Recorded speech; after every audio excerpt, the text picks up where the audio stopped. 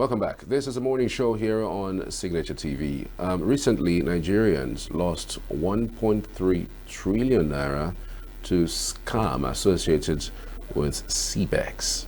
And Cbex, is reminiscent of MMM. I mean, they're promising several thousands, several percentage when it comes to investments. And one would wonder really, why does types of scamming agencies succeed in scamming people to that tune in times like this, even when the government has warned the people from investing in these kinds of Ponzi scheme? We have with us via Zoom this morning Honorable Chukwuma Okenwa. He's an entrepreneur and a leadership expert. Good to have you, Chukwuma. Thank you so much for joining us. Good morning. Yeah, thank you so much. Good morning, Charles. Right. I mean, some persons would attribute what has been going on in the country as to investment in scamming agencies to, poverty. Some others say is greed. For you, which one is it? Well, I think it's a combination of both, and more maybe a third dimension. So first, you mentioned poverty, yeah. I mean, to some extent, poverty can lead to desperation, and desperation in on itself does not entirely translate to greed. Yeah, because desperation comes from being a destitute. So you've not got like some of the basic needs, and you're trying to you're looking for some quick fixes, which is natural because as human beings, there is that innate drive to strive for survival. The second aspect of greed would be those that even if it doesn't make sense, right?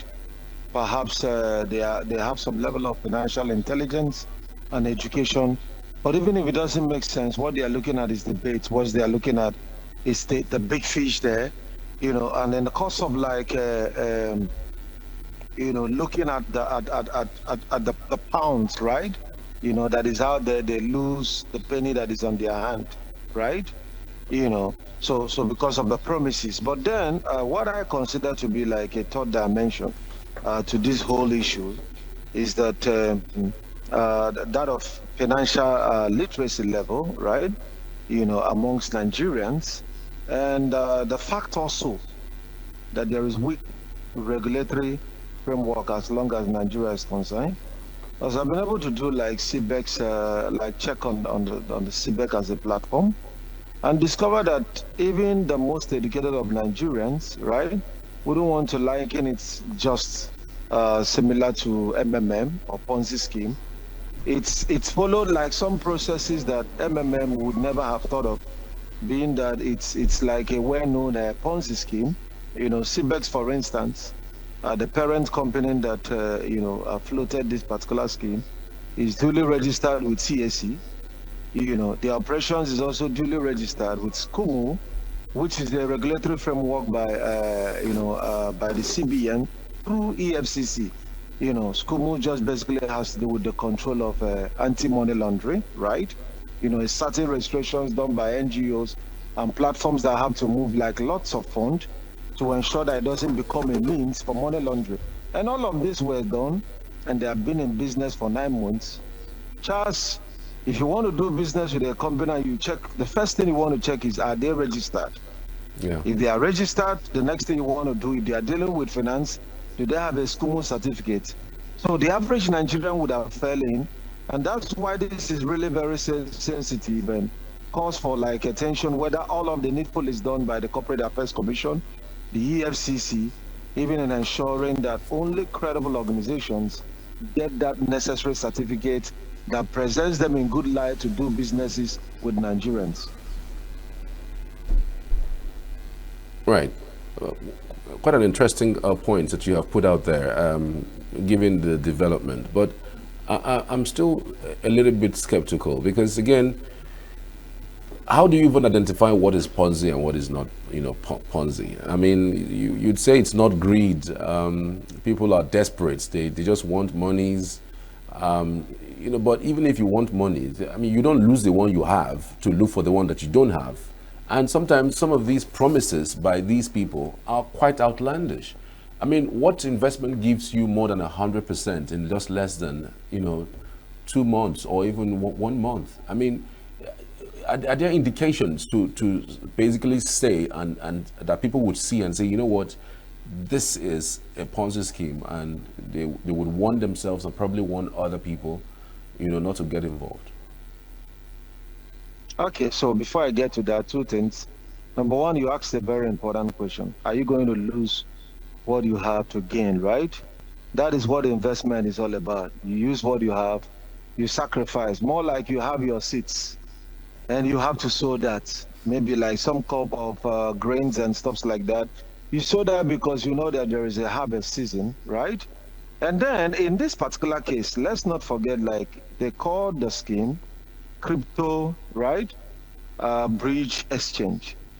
And you asked a very important question. What kind of scheme, investment scheme, can give someone such a landish return on investment? Well, like in terms of finances, like well-established financial markets, like maybe like the CBN, if you want to do like treasury bill, maybe you could get between 12 to 24%, around in which ranges. But then we'll see that the crypto, right, as a digital platform, has disrupted the process that the crypto value you know today to be at a certain value can increase by 100% in one day, right? That is very possible when it comes to crypto. So I see those that are behind this, the Nigerians behind this, as those that has evaluated the thinking of Nigerians, right? Ask themselves, what are some of the things that can be challenged? That if we come and promise these Nigerians, I mean, MMM just promised 30%, right? In 30 days, right? Of your money. Now you have a platform promising 100% of the investment in 30 days, right? Now, one of the things that we actually have made someone like me to begin to have doubts would be the fact that, when it comes to like blockchain, right? Determining the value of it is not dependent on one component, but a couple of factors. So someone would have asked, what will make a particular platform to guarantee a return on investment over a certain period of time? It's just like there was a time we had this platform called NBA Forex that also took lots of money from Nigerians. So you invest in like your money, they promise to trade in dollars, right? And then at the end of the day, you are sure to get a certain return on investment. Charles, is there anywhere where it is written that someone can be for sure, you are certain that Naira or dollar is going to increase against the Naira in a certain template and a certain form? Certainly not. So where I think that financial illiteracy comes in is the fact that you use what you know, one financial template you know, to validate every other thing when it comes to finances, without realizing that will some investments, right, and the certain ones that can come with certain return on investment, like fixing your money in the bank, fixed deposits, the interest rate is usually very low so that all relevant stakeholders can manage their risk. But when somebody assures you 30%, 100% in a free market where a lot of factors can determine that whilst you are looking at that the crypto value could go high, there have also been instances where it's crashed. Then that means the person might be over-promising and you actually need to watch your back. But what I'm trying to say in essence is, whilst I'm going to blame like some Nigerians that fell for this, right? Considering the fact that there have been a lot of these happening and stuff like that. But I will blame more of the Nigerian government for registering the company, declaring them competent and credible. The process that it takes to get school. They have to check all of the people that are on the board of that particular business, check if they have had criminal record, if they have had great source of livelihood. And if that happens, then the third order aspect also I will be interested in knowing, because I've seen a lot happen in Nigeria, is to actually know whether if the government has done the needful, registering these people, allowing them to operate freely as a registered business, perhaps paying tax to the Nigerian government. What I would be very interested in knowing with time would actually be when we hear the part of their own story, to know if the government, right, some actors within policymakers decided to rubbish the platform, which sometimes political players are notable of doing within Nigerian sector.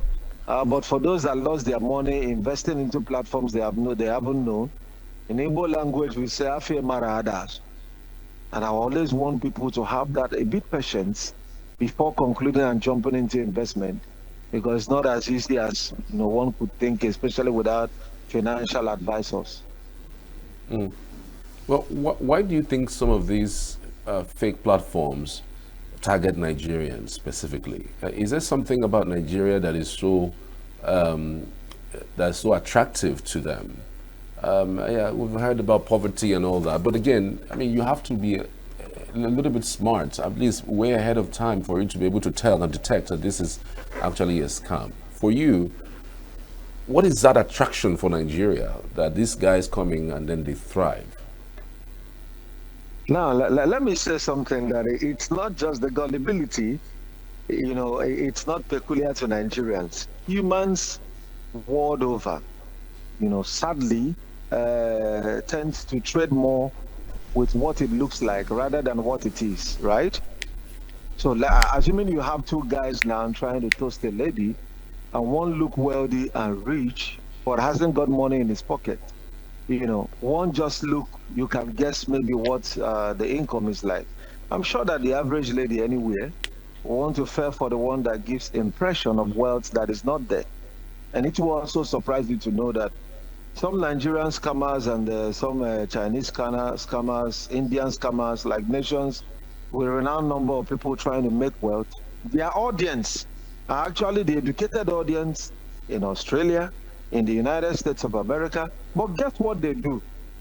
They try to find out, because I mean, if someone wants to swindle you, one of the first road the person will have to do is just like you want to purchase, someone want to buy something with a counterfeit money. You have to a kind of make that money to look as much as possible as the good one, right? If not that, you don't really know a way to put in the seal and to put in the numbers, and of course, who actually have the device to begin to verify numbers. But sometimes people may really want, for every note they want to spend, to check if it is counterfeit or not. And that's why even counterfeit funds stay thrive in a nation where maybe people have used money over time and over time, but they have not mastered it enough that, to some extent, that people cannot be able to slip through the fake one while spending the original one. So it's normal, as humans, people will always, even in those nations, Australia, because ladies, for instance, when people engage in love scam with those Australian ladies, it's very high there. That's why I'm using Australia. Their government will keep educating them. Please don't fall for this. But guess what? If you're a lady and you want to fall in love, you are not going to consult your government. So a young gentleman comes, sing blues for you, write rhymes, you understand, play music for you, and perhaps even kneel down to ask you to take the ring. And at the end of the day, you release the vote of your wealth, and then the government keep warning again. So, but guess what? It becomes easier when people actually understand that the fact that it looks real may not be that it looks real. But then the question will now be, because the word real and fake in this case is a contestable concept. Because what actually authenticates a platform is the government. And Charles, as we speak, two critical government agencies vis-a-vis Corporate Affairs Commission and EFCC, the people in charge of financial crime, has approved these guys and say you are fit to do business in Nigeria. Come on. If you're a Nigerian, what other validation do you need? Charles, you don't need any other validation than that your government has said these people are fit to go. So I am not going to sit back and let the government just only blame Nigerians and say you are gullible. Even our government has become gullible. If truly these guys are scammers and they were able to go through processes that should require some level of serious interrogation before giving the seal of approval, and that means the gullibility also reach palace. Right. you know, the world is moving really fast, and everyone is talking about cryptocurrency. And the fact that this company even has crypto in its name, brings to the fore some persons doubting, this thing called crypto. I mean, how much of, this scam, especially from Cbex, would make people now start doubting the veracity of cryptocurrencies in Nigeria? I mean, crypto, just like every other financial sectors, has been fraught with both prospects, right, and problems. And we are not going to deal with that anytime soon. Yes, there have been like that concerns about crypto. In fact, the word crypto for so many people, being that revolutionary and a bit of entire ecosystem, right?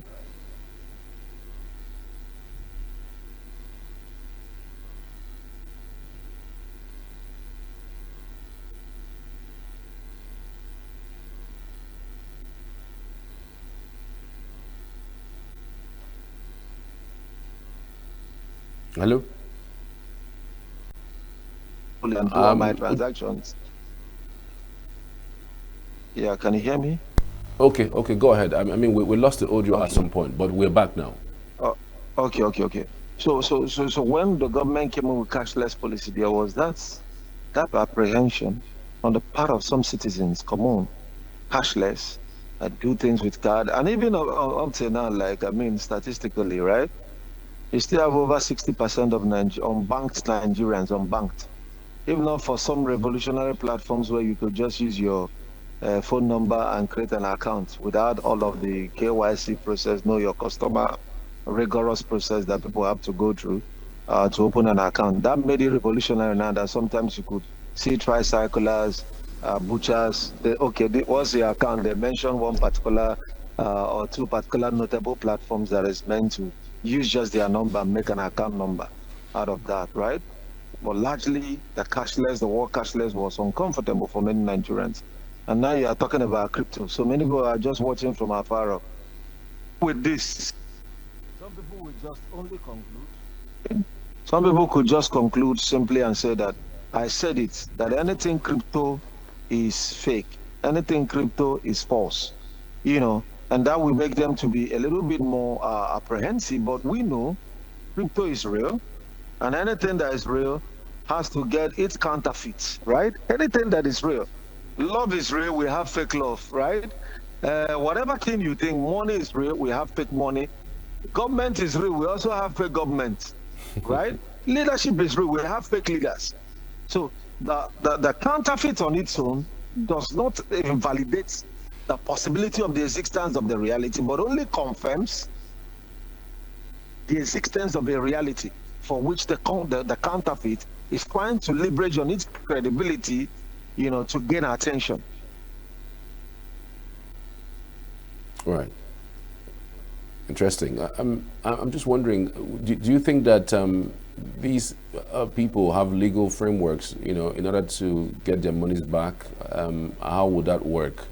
I mean, I really don't even understand how people would go about arresting or maybe even taking these people to court. They don't know. They don't have any known officers. I mean, a few persons have been arrested, but then the EFCC says it's not even having any headway with that because those were just maybe agents, So I'm just wondering, are there legal frameworks for these people to get their monies back? Yeah, certainly. And let me say something which is very important, very, very important. Of course, we've seen the EFCC assuring Nigerians that they will get their monies back. And of course, it's not going to be practicable to say, okay, Nigerians, you invested, go look for those you invested your money with. That would be very responsible of the government because government is there for public service. The government is funded by the public and for the public.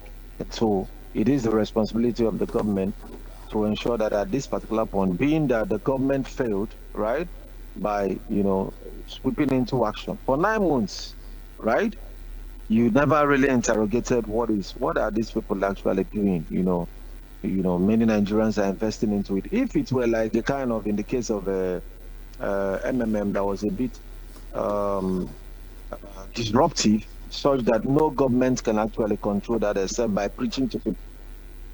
But if the government has come and said, come on, Nigerians, we are talking about 1.3 trillion, right? That's almost like the biggest. And the reason is very, justifiable. When you know that your government has approved it, and then that means, anybody can invest with all of the hearts without really being afraid that you are going to lose money, right? So if the government has come and maybe discredited this company over time and say, you know what, Nigeria, we register this company, but 1 month into looking at the operations, right? By virtue of being under probation, we discover that this company, it does not mean well for Nigerians. We deregister it. We therefore wish to warn Nigerians that whosoever does business with this company, do it so, at his own risk. I'm sure that the volume of investment wouldn't be up to that. Because what we are talking about, 1 trillion, right? That's almost like, a billion is just like 1 billion into 1,000 places. And then a billion is 1 billion into 1 billion, right? Into 1,000 places. And that's a lot, right? That's a lot. That's a lot, really. True. So the government should help people to actually recover their funds. Yeah, but again, we have seen these kinds of promises happen before. We've seen them promise about MMM.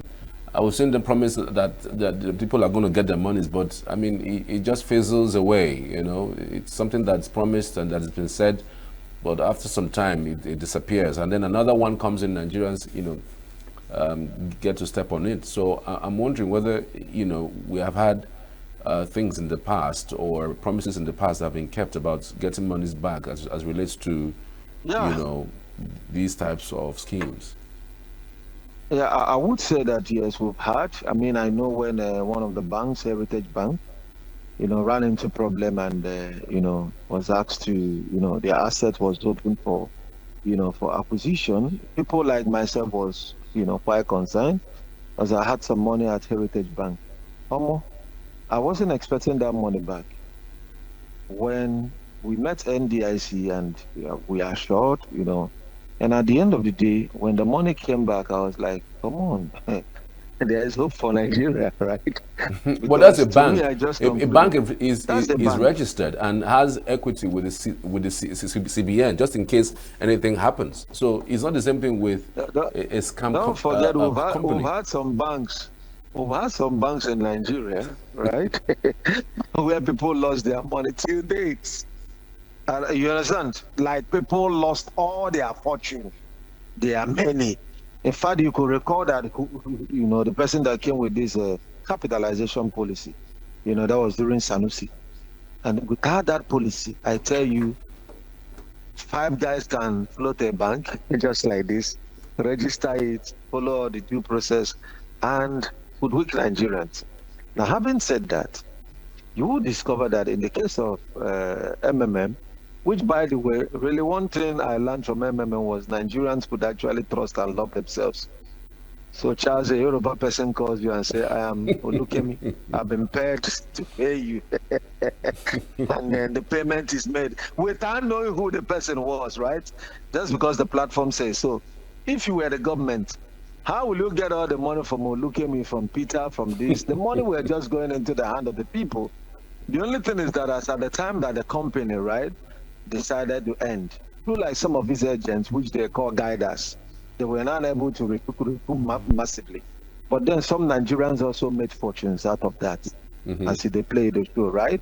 But then it was dealing with Nigerians, so there will really be any way of actually gathering all the money. But in this particular case, we know the company to hold responsible. And if the government ever comes up, and Charles, do you know up to now? What the EFCC keeps saying is, oh, we already, apprehended the people. We don't want to disclose their identity. We don't want to do that. We don't want to do that. I see that as, something that may be an indication that some players, even within the government, knew about this business, and they may even have 1 or 2 strong men who will be part of the beneficiaries. Interestingly, now we've seen like federal government come to deny even about the 80-year concessional plan of the airports.